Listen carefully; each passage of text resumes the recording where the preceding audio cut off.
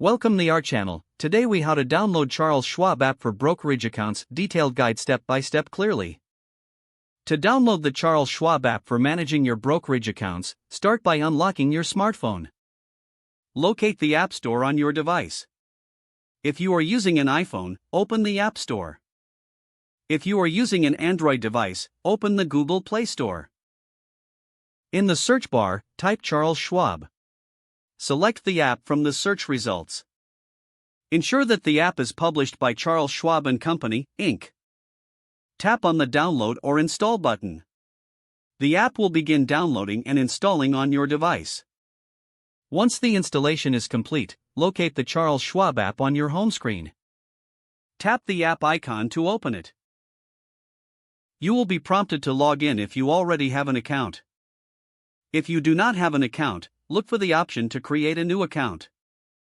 Follow the on-screen instructions to set up your account. Once logged in, explore the app to familiarize yourself. You are now ready to manage your brokerage accounts using the Charles Schwab app. If the page does not load, refresh the browser or try again in a private or incognito window. Make sure you are using the correct email address, then retype it carefully to avoid small typos.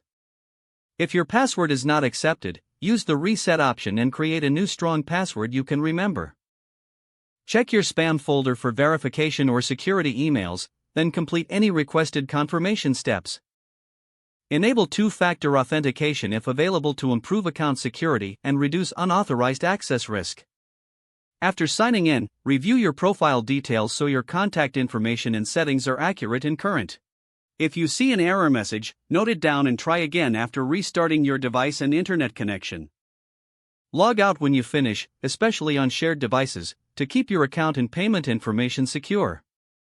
If the page does not load, refresh the browser or try again in a private or incognito window. Make sure you are using the correct email address, then retype it carefully to avoid small typos.